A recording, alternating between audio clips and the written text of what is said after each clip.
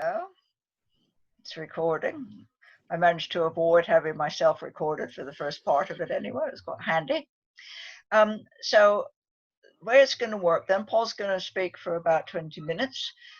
He's got a presentation, and then we will be having some questions. And then later in the session, we will be having the breakout rooms. You must bear with us because all this Zoom business is a bit much, really. I'm sure a lot of you have been to the Zoom meetings before, and you can't do things the way you can in a face-to-face. It's all can be quite awkward. And so we might have a few hiccups along the line. But we do want to do the breakout groups just because it gives more people a chance to talk. Again, we have at the moment, I think we're up to 27. In theory, there is meant to be 59. So just keep in mind that when you're asking questions and things that you're aware that there are other people who might want to ask a question and not sort of to hold the floor for ages and give other people a chance. So and there's also a little possibility of raising a hand down below. So does anyone want to ask any questions about the session before I hand over to Paul? No? Right. About the turning the chat off. Oh yeah, we're going to turn the chat off during the speaker, just because sometimes it can be a bit annoying when the speaker's trying to speak and people are blathering away in the chat room. It's a bit rude, really.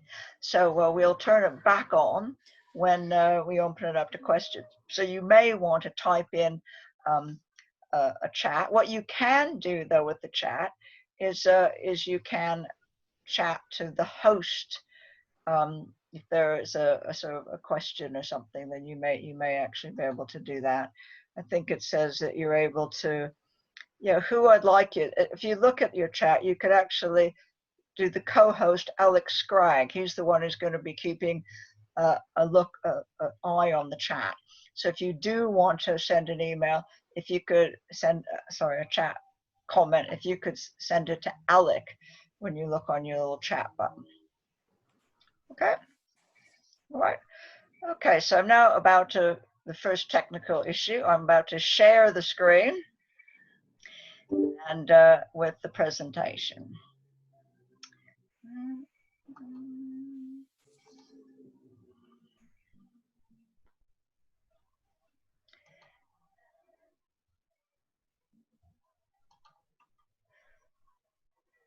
All right, Paul, is that working for you? Can you see that? Yep, that looks great. Thank you, Bonnie. Yep. Well, thank you very much for inviting me. We were speaking right back at the beginning of the year where we never imagined we'd be doing this in the end of July by this means. So, but it's a pleasure to be here and to introduce some thoughts for the first session.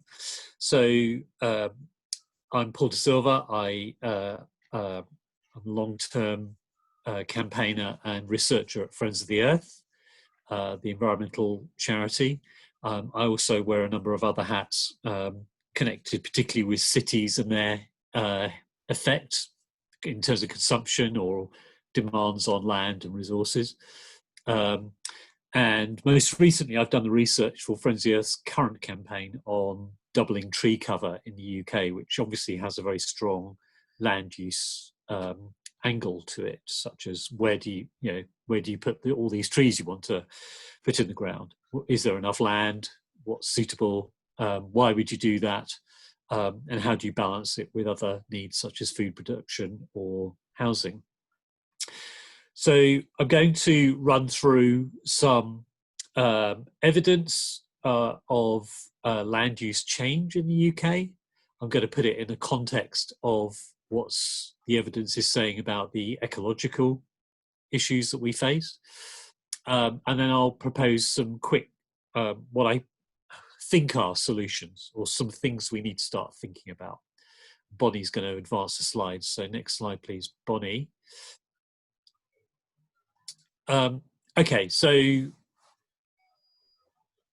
fairly obvious to say, I suppose, how we use and how we manage land really matters. It matters on a kind of local scale. It matters on a kind of regional or urban scale or a county scale in the UK. It matters at a wider regional level on continental, and it certainly matters on a global scale. And I'll run through why on that in a moment. In the UK, only about 6% of land is actually built on, physically built on. Doesn't mean it hasn't been altered by human hand, it has, but it's actually very often the debate about land use and what to build and where to build is kind of enshrined in saying, well, actually, the amount of land we've built on is very small, therefore we can afford to do a lot more. So I say here it's actually fortunate in a way that only 6% of land in the UK is built on. Next slide, please. And I say that because if we built on a lot more, if we built on, say, 12%, double the amount of land built on, we'd be in a bigger bind, because the evidence is that the way we are building and using land, so it's not just about building, it will be about agriculture as well, but the way we are approaching land and developing it and then using it as a resource is actually leading directly to the decline of our natural ecosystems and certainly difficulties for wild species. The evidence of that I will go through. So if you see things purely in a development sense, the amount of land, however small, in terms of being developed, is almost fortunate, because if we developed more, we'd be in a bigger problem in terms of the evidence of UK state of environment. Next slide, please. So the issue for me is about not just how much land, but how we use it. So once you've done something to land, what you then do, what are the kind of land management techniques that you put in, really matters. So it's seeing both the amount of land and then how you use it. But the evidence right now is that too much land has been badly used. So even though it feels like a small percentage, 6% of UK land being developed, the way in which that land is being used is very bad. And then if you count in farming, the effects are far more, because of our farming systems are not geared to support natural ecosystems. Next slide. So I'll talk about farming because it covers the majority of UK land, and the evidence is pretty convincing that the way we are farming our land, we're managing the soil and our water, is affecting the ability for water to be replenished and soil to keep being fertile and productive. Too much farmland in the UK has become inhospitable because of different land management practices over a long time. You can go back in history and you can look at the way the UK looks now is because we cut down most of the forest to turn it into what we saw as productive land, or we drained the marshes and we built stuff, and the towns and cities expanded, and then we built roads to link them. So there's a lots of historical evidence for this. I'm mainly focusing on the evidence in the past 60 to 80 years. But yeah, we've managed particularly to make our UK farmland, which is about 72% of land in England alone, it's about 60% in the UK as Great Britain as a whole, is pretty inhospitable for far too many species. And the evidence is also now that the way we're treating land is also reducing the nation's resilience, is one of the key words you'll often hear. The nation's ability to be resilient to all sorts of environmental changes, whether it's the direct effects of climate change, floods, storms, things like that, heat as well. So the way we manage farmland is implicated in the decline of nature that we're seeing in the UK. So that's one driver. It's a pretty big driver. Second, next slide, please. Sorry. Sorry. I'm waiting. Yeah. It's being a bit slow. Sorry. It's being a bit slow. Okay. So, So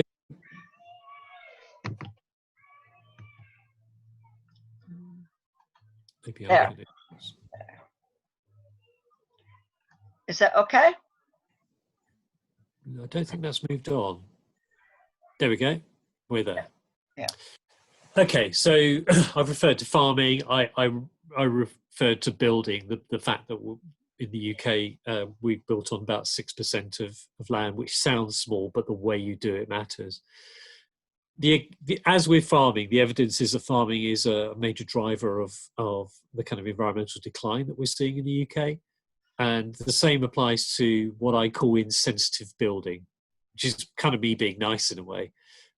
There is a tendency when you look at individual developments to look at those developments. They take too much land. They're quite greedy. They tend to take more land for curtilage, for security reasons, what they perceive as security reasons. Lots of service areas, parking, fairly unproductive land that's used for one thing rather than playing a multifunctional role. I'll come on to multifunctionality in a bit. This tends to, obviously, it directly affects land in terms of its turning otherwise productive land into artificial or completely artificial surfaces and landscapes.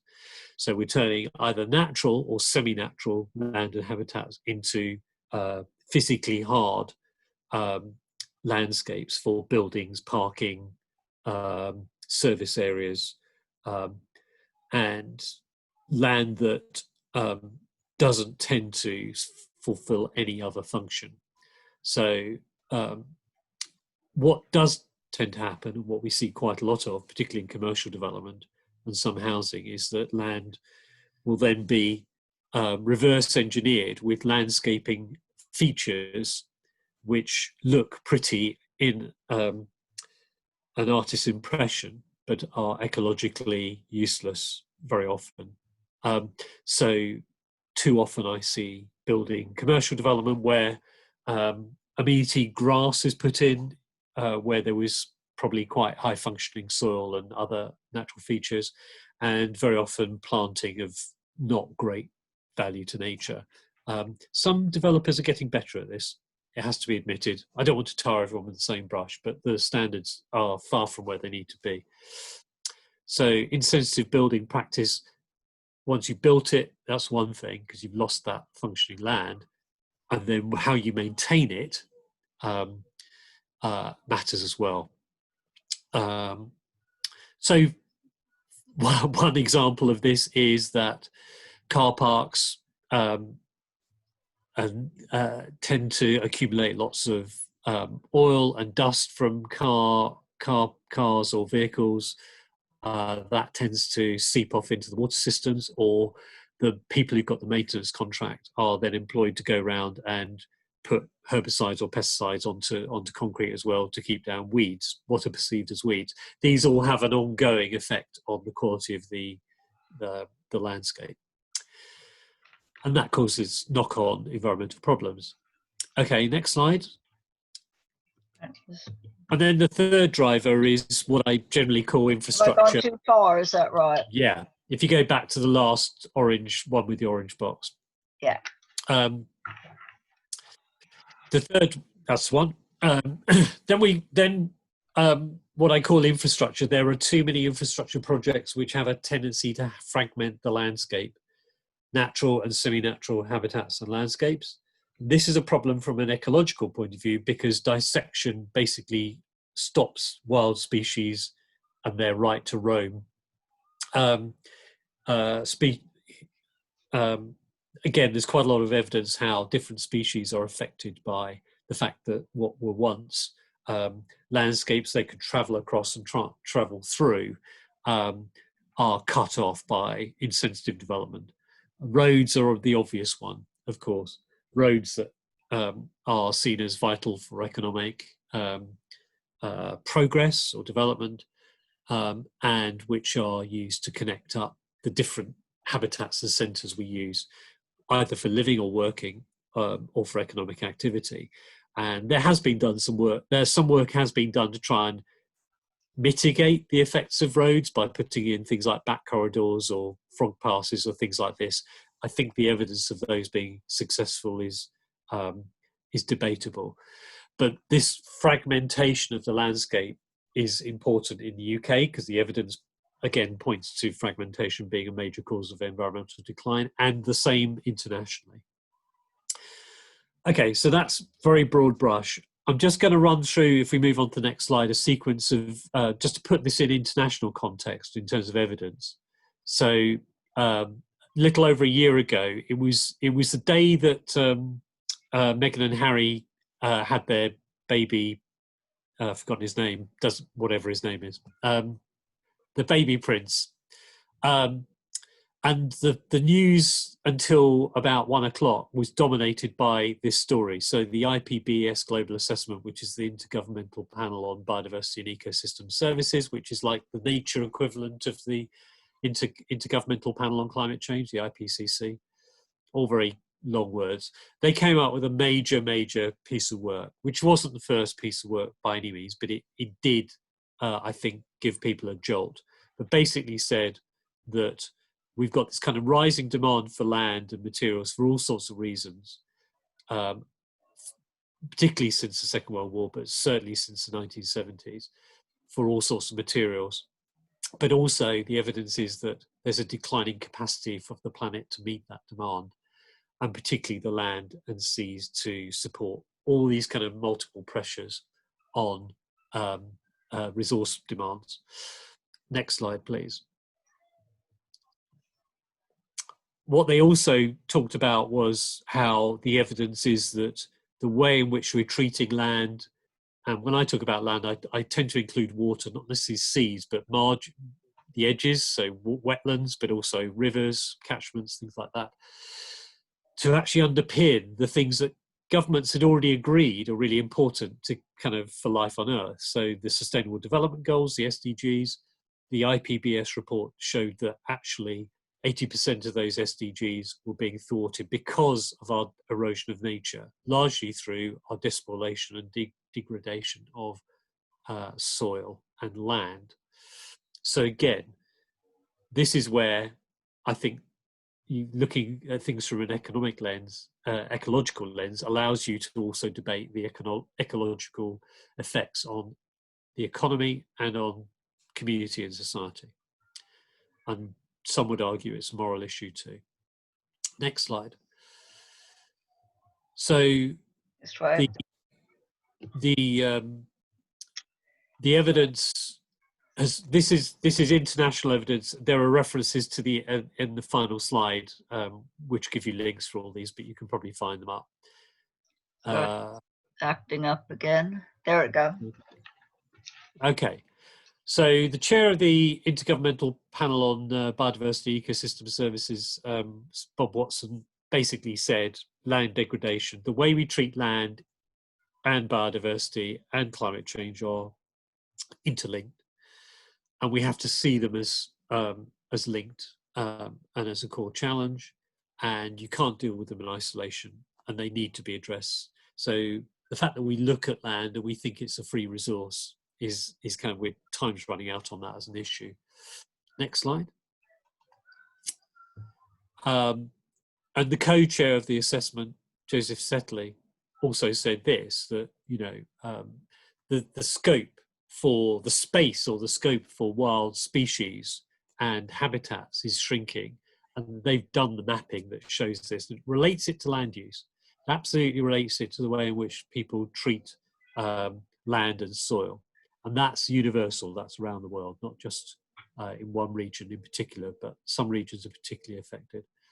Okay, next slide. And then talking about the UK, you may be aware there have been 3 State of Nature reports, which have been brought together by the UK conservation NGOs in the main. The first one in 2013, then one 3 years later, 2016, the most recent one last year. And they all said pretty much the same thing. They've used abundance of data for species, habitats, and the figures don't look good. Basically, 3 out of 5 wild species in the UK are in long-term decline. That's pretty sobering if you think about it. that's if the Chancellor of the Exchequer gave that as a piece of evidence in his budget speech, you know, I think people would be shocked. So considerable declines of species since the 1960s in particular. So yeah, the trend 3 years later was pretty much the same. And then the last year's report on the next slide basically said the pace of that decline has been increasing. So there's been no let up in the loss of nature. The number of the abundance of wild species has been is considerable. It's outstripping the species that are doing well. So it's important to recognise that some species and habitats are probably okay or for surviving, but that's kind of dwarfed really by the bad news. And the UK is not on target to meet its own aims, own stated aims in terms of dealing with reversing the decline of nature. Okay, next slide. So it's pretty bad news in terms of the state of our environment, our state of nature. I guess we knew that. You can relate it to land use. You can absolutely relate it to land use. And the main drivers I put down in here are the things that I've mentioned. There's direct damage to habitat. There is fragmentation of landscapes. There is direct and indirect pollution. The farming system in particular is shot. The way we manage and design and urbanize is a real problem. There is issues to do with commodities trading and extraction. So for timber, rubber, soy, metals, of course. The trade in endangered species, invasive species. So there's a lot of transport, a lot of habitats are in trouble or species in trouble because they're being outcompeted by other species that shouldn't really be there. Japanese knotweed is a good example. Very nice in Japan, but not great in the UK. And this interplay of the decline of nature and climate change is a double trouble, as I refer to it. Okay, next slide. So the next sequence of slides. So this is a map from a study that's been done every few years, which basically looks at changing land use in the UK. So the Korean study, I'll pick out some of the evidence from the recent studies, but you can get this map, you can find it. Next slide. So the Korean study, basically, I'm going to run through some trends. So the Korean land use study basically shows that there has, again, it's more evidence to show that there's been this gradual loss in the UK's habitats and agricultural land. And the amount of land may seem small, but it's actually quite considerable, and the trends are for more. So quite large amounts of money, large amounts of land being changed. So land use change is really important. Land use is important, and the way land use is changed is really important. And the speed of that is seemingly increasing. And the trends are picked out by these studies. Next slide. So the Korean study is basically saying there seems to be a speeding up of the loss of semi-natural habitats, wetlands in particular, although some are being put back. Agricultural land itself is being lost. So some of our prime agricultural land is being lost for all sorts of other pressures, partly to do with the way the farming sector works, the price of land, things like that. I've already referred to this kind of artificial surfacing, which is increasingly associated with development and urbanization. People like things to be nice and tidy, you know, let's concrete it over, let's put artificial grass, that kind of thing. Plus the way in which we've managed our forests has been pretty clumsy as a nation. So these are broad brush trends. Next slide. The dominant land use remains farming. I think that is not likely to change, although a lot of land, farming land is under pressure.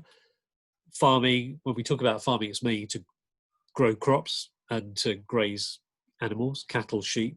There's also a trend towards high intensive pig and poultry production, which tends to use smaller patches of land but has a very large footprint in terms of pollution.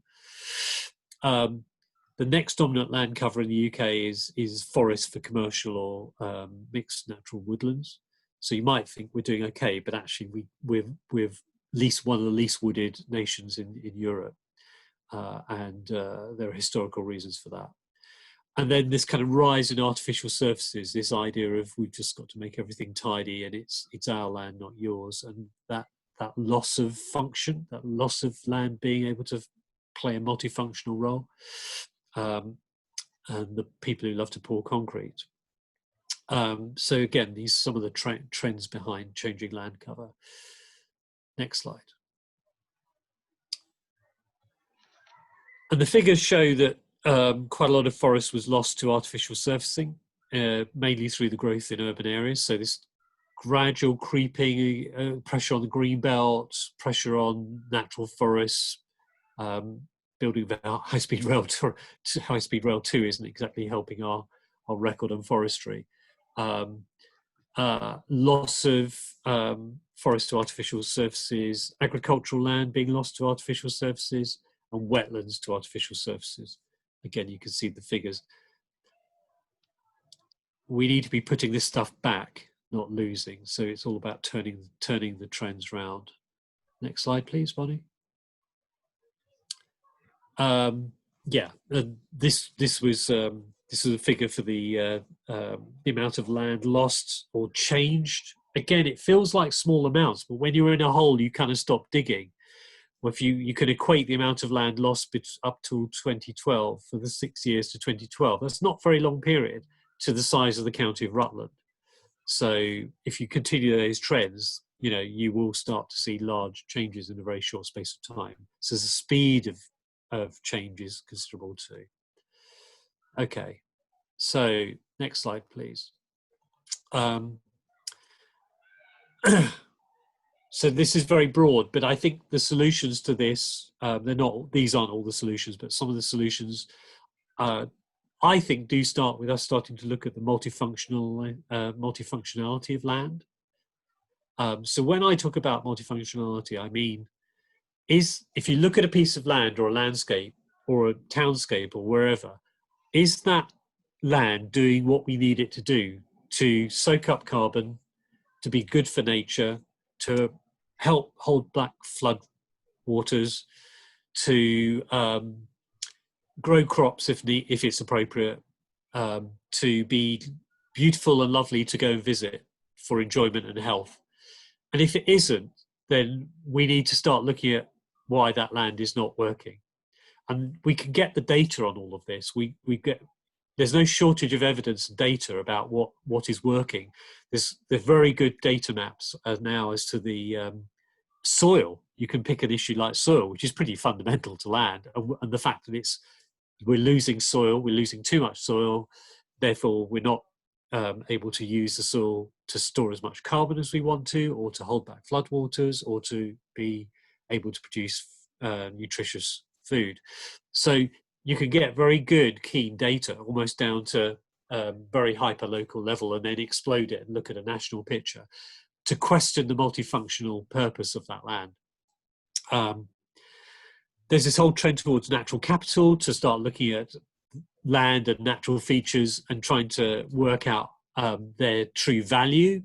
I don't have a problem with natural capital valuation until you start using it merely as a device to then find the highest bidder to buy the land and destroy what you say you were valuing. But the trend towards natural capital can help you make better informed decisions, as can better data and evidence. And this is all about having keener and better informed decisions about what land is doing for us. I also think there are some interesting trends going on within different professions. Different professions are waking up to this issue, whether it's surveyors, architects, landscape architects, engineers. There is, I think, an interesting debate going on within those professions who are wanting to say, what's our role in addressing this problem? So I think that could be part of the solution, and they hold a lot of the knowledge and data. I don't think you can get away from the whole debate about turning the problem round unless you're also prepared to just stand up and protect nature and landscapes. You know, we have national parks. We have, not only in this country but elsewhere, which are increasingly under threat. We're not even protecting the things we say we want to protect. So if we designate a landscape to be properly protected as a nature reserve or a national park or whatever, then, you know, we see this with Trump, with him trying to encroach into national parks in the USA, because there's always an excuse to go into a national park and dig up oil or minerals, isn't there? I mean, if something's protected, then it should have proper protection. But globally around the world, not just in the USA, we see reasons being found to destroy these kind of places, because there's always an excuse to keep on doing what you always did. You have to follow the money as well. So I think looking at perverse subsidies and perverse investments, there are some, if you follow the money, you find some really odd reasons as to why things are always done the way they are. So you can look at land, and when you look at the land, you follow the money and realize that a landowner is receiving money in order to keep that land like that. And it isn't necessarily working for nature or even for climate. It's fulfilling a different function. So these aren't all the issues. I think the issue of, I haven't touched on the issue of land ownership, but I think land ownership is an interesting one. And I haven't touched on there's the issue of community control as well, and the role of local authorities and others. But land ownership very often crops up in these discussions too.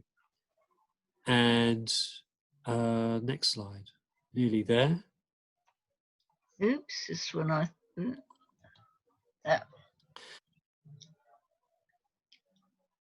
Yeah.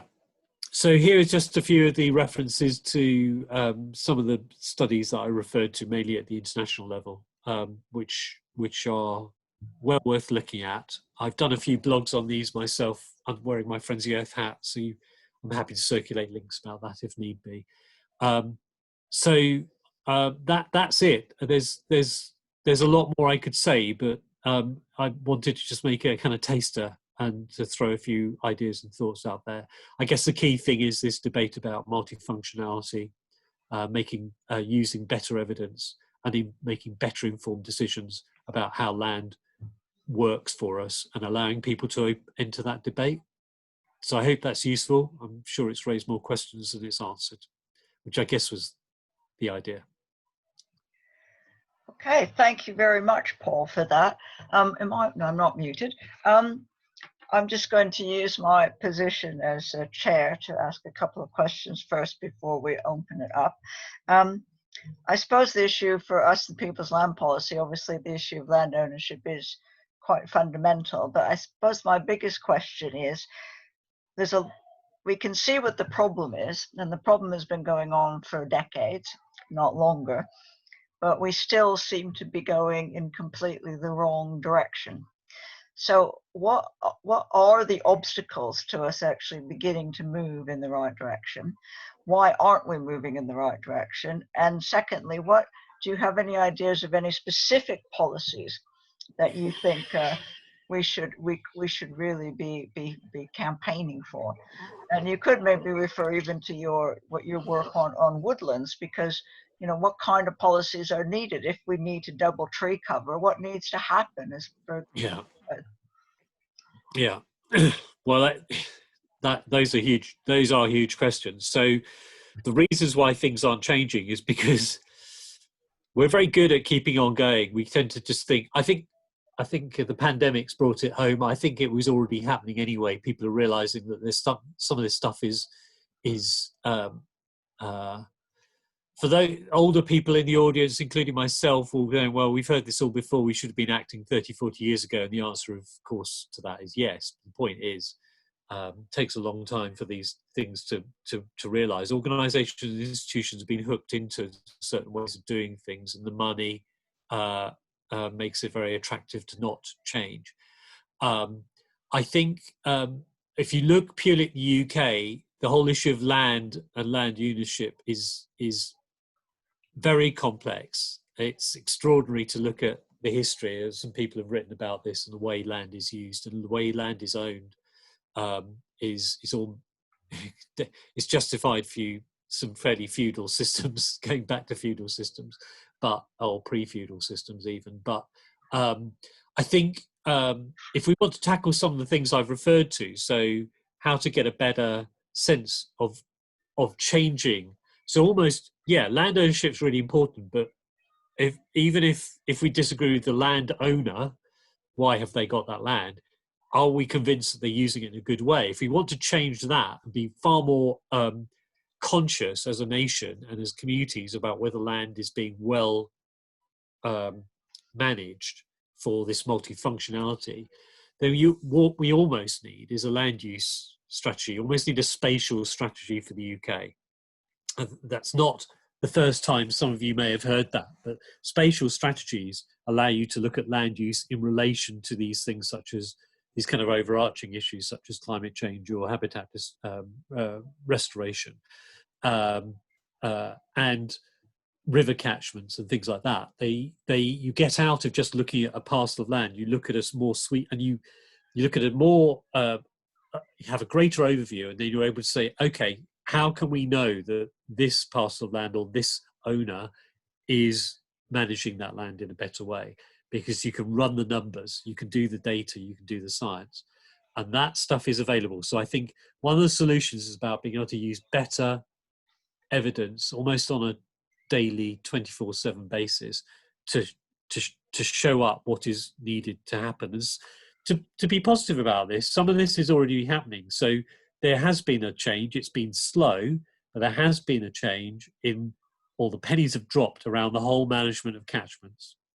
So the uplands being mismanaged in the UK, meaning that the soil is thinned, it doesn't act to hold water, and then you get flooding downstream.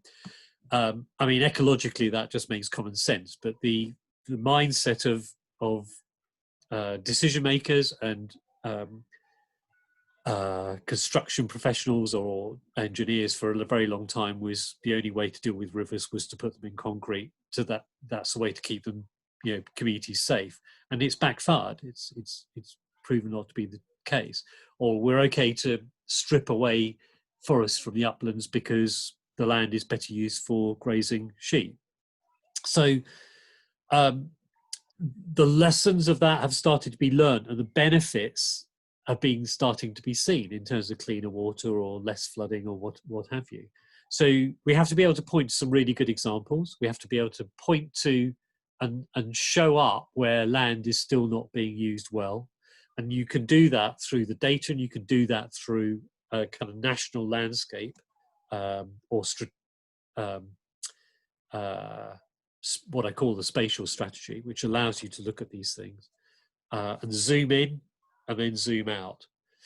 I mean, you do have to address the issue of power, but I don't necessarily mean that means you have to strip people of the land. But you have to be able to incentivize them to start doing the right thing. And therefore you do need to start saying, well, why is money being misused? Because most of that money is taxpayer money. So I think you can't get away from those issues. You're going to have to confront them at some point. I do believe the pandemic allows us to open up legitimate questions about all the assumptions that are currently made by certain sectors, whether it's house builders or office developers, about whether that land really is needed to be for what they had in mind had we not had what we faced in 2020, because those issues were coming anyway, but that might be a little radical for some. All right, thank you, Paul. Alec, if you want to take over the chairing, and we're going to open things up to the floor. And if you can either type in a question in chat, or if you notice where the hand signal is, that you could raise your hand, and Alec will endeavor to call upon you. I mean, do people see where the hand is? And then also he will ask you to unmute, obviously, once you're being called upon to ask a question. So those of you who are not muted, some of the organizers, is the hand available for people to see? Is the hand there that they can use?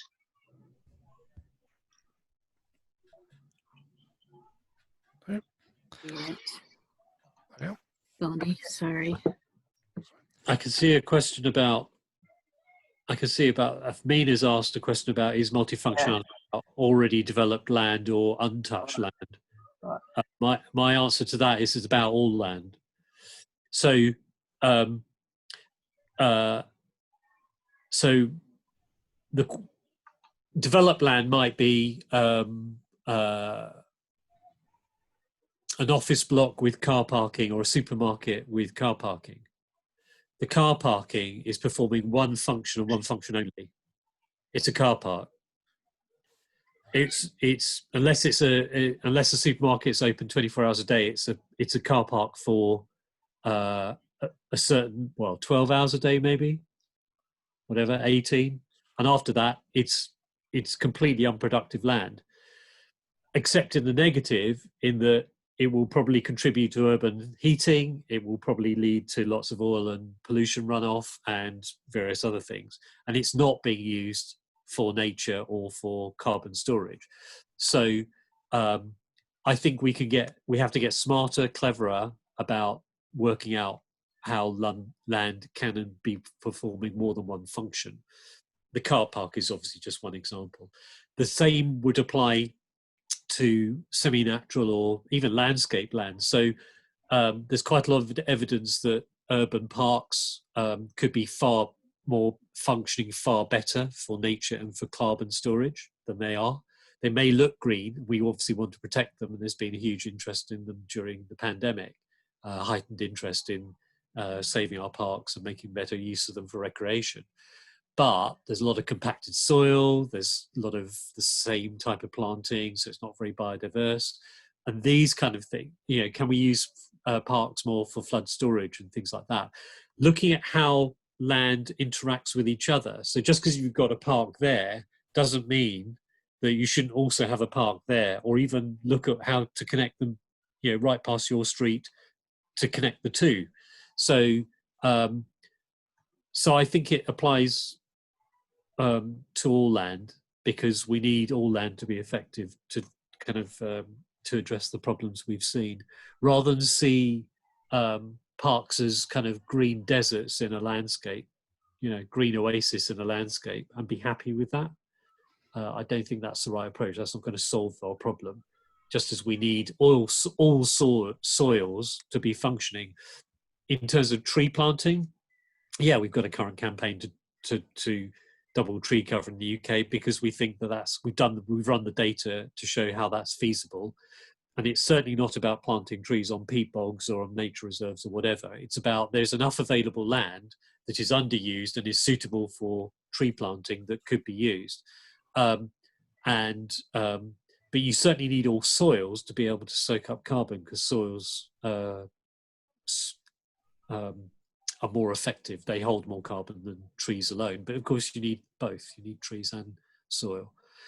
So sorry, long answer to a really simple question. Thank you, Paul. I think we have a question here from Kaya Smith. Kaya, would you like to ask your question?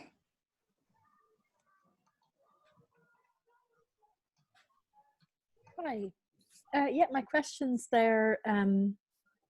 It seems like opportunities for public consultation and participation are fairly limited in land use planning, and the more publicized and the more kind of opportunities for greater participation come quite late in the process.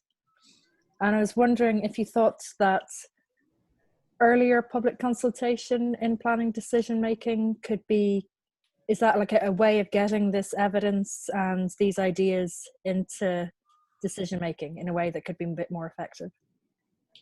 Thanks. Thank you. It's a really interesting question. So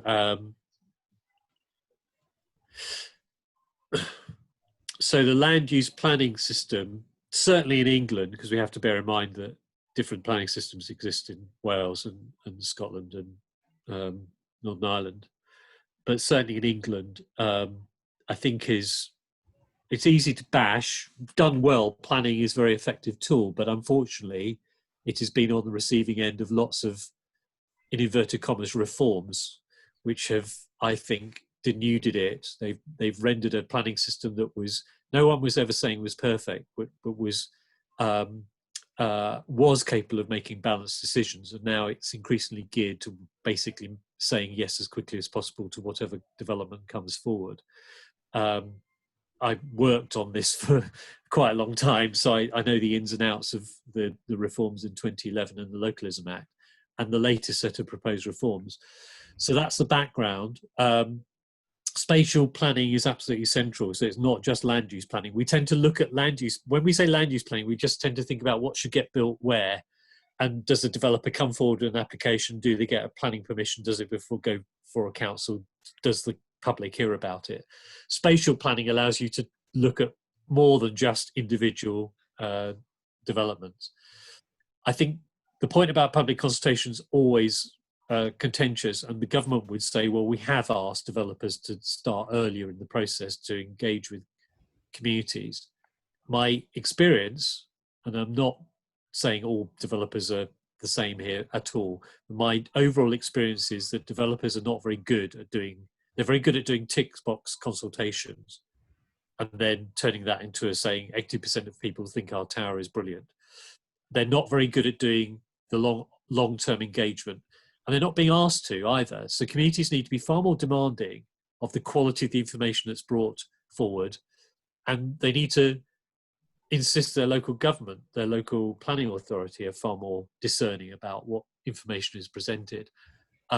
So I don't disagree with starting earlier in the process. I just think it needs to be continuous, because stuff will change. Developer can get towards the end of the process and find a reason not to do something that it said it would do at the beginning of the process when it was talking to the community, giving all sorts of promises, because the notorious viability clause that the government has inserted into planning law gives essentially any developer a kind of get out of jail card of reason to not do something if they find that their development is not running at a profit for them, or enough of a profit.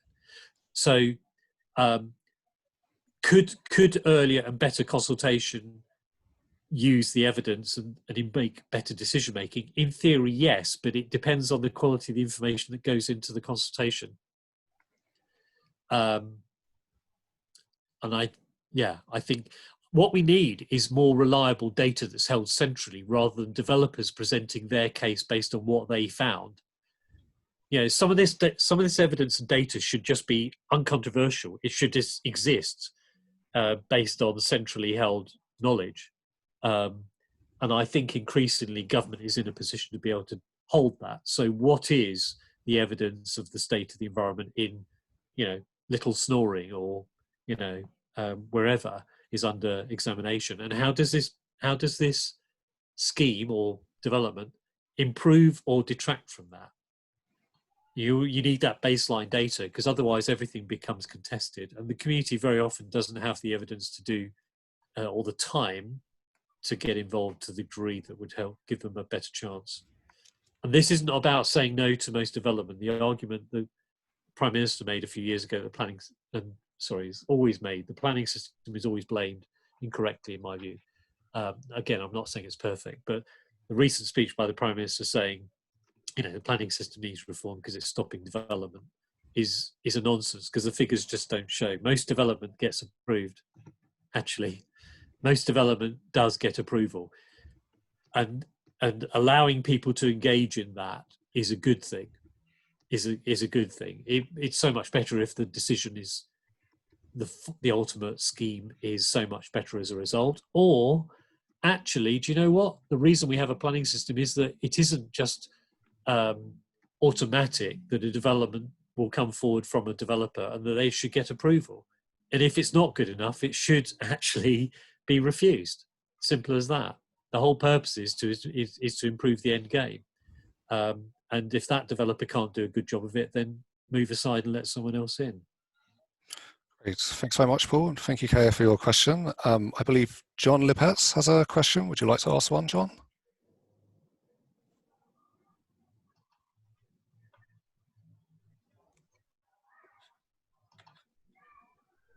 Hello, John. Are you there? Yes, I'm there. Sorry, you can't see me. There's something wrong.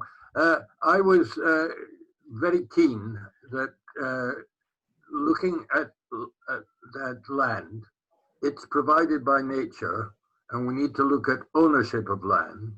And I think that we should be introducing a land value tax, which would replace business rates and ensure that people always paid the rent for the land,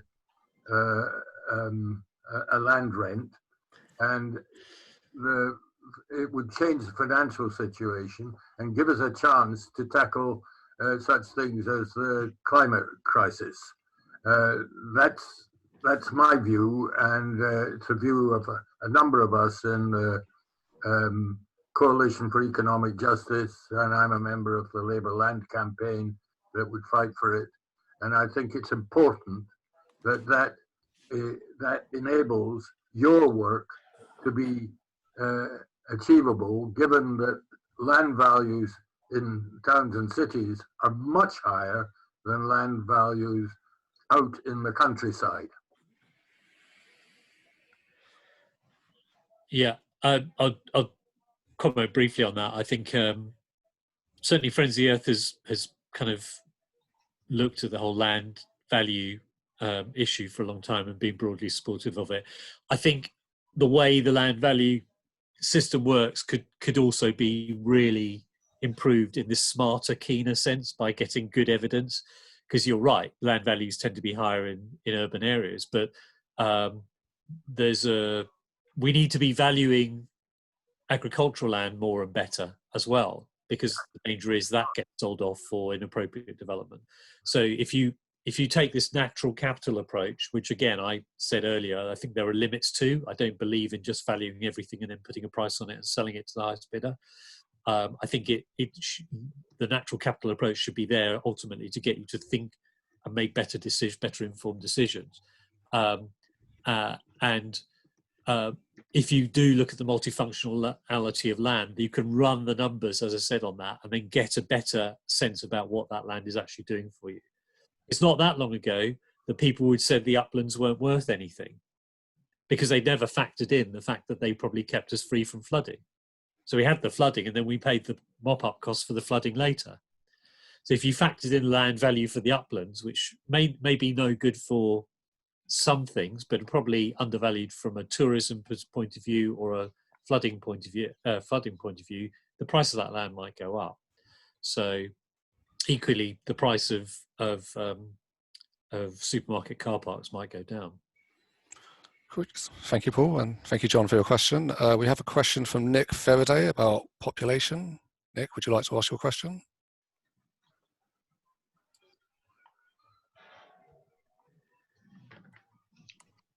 I'm not sure I know the answer to this one. I've known Nick a very long time. I know Nick. Right.